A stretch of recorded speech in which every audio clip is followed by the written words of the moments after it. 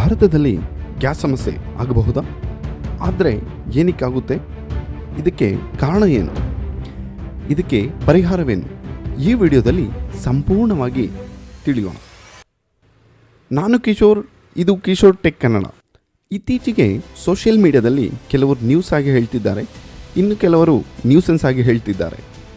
ಆದರೆ ಈ ವಿಡಿಯೋದಲ್ಲಿ ನಾವು ಸರಿಯಾದ ಮಾಹಿತಿ ತಿಳಿದುಕೊಳ್ಳೋಣ. ದಯವಿಟ್ಟು ಸಬ್ಸ್ಕ್ರೈಬ್ ಮಾಡಿ.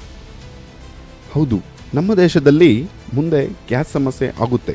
ಇದಕ್ಕೆ ಕಾರಣ ನಮ್ಮ ಭಾರತ ದೇಶ ಸುಮಾರು 60-85% ಹೊರದೇಶಗಳಿಂದ ಇಂಪೋರ್ಟ್ ಮಾಡಿಕೊಳ್ಳುತ್ತಿದೆ. ಮುಖ್ಯವಾಗಿ ಭಾರತ ಗ್ಯಾಸ್ ತೆಗೆದುಕೊಳ್ಳುವ ದೇಶಗಳು ಯಾವೆಂದರೆ Qatar, USA, Australia, Russia, UAE ಈ ದೇಶಗಳಿಂದ ಇಂಪೋರ್ಟ್ ಮಾಡಿಕೊಳ್ಳುತ್ತದೆ. ಆದರೆ ಈ ದೇಶಗಳಲ್ಲಿ ಸದ್ಯಕ್ಕೆ ಯುದ್ಧ ನಡೆಯುತ್ತಿರುವ ಕಾರಣ ಇಂಪೋರ್ಟ್ ಮಾಡಲು ತೊಂದರೆ ಆಗುತ್ತಿದೆ.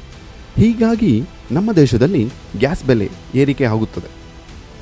ಹಾಗಾದರೆ ಇದಕ್ಕೆ ಪರಿಹಾರವೇನು? ಮುಖ್ಯವಾಗಿ ನಾವು ಗ್ಯಾಸ್ ಬಳಸುವುದು ಕಡಿಮೆ ಮಾಡಬೇಕು. ಅದು ಹೇಗೆ? ಸೌದೆ ಒಲೆ ಬಳಸಬೇಕು. ಇದರಿಂದ ನಮ್ಮ ಆರೋಗ್ಯಕ್ಕೂ ಒಳ್ಳೆಯದು. ಇನ್ನೂ ಒಂದಿದೆ, ಅದು ನೈಸರ್ಗಿಕವಾಗಿ ಬಳಸಬಹುದು. ಅದೇ ಬಯೋಗ್ಯಾಸ್. ಹೌದು ಸ್ನೇಹಿತರೆ, ಇದು ಬಳಸುವುದು ತುಂಬ ಸುಲಭ.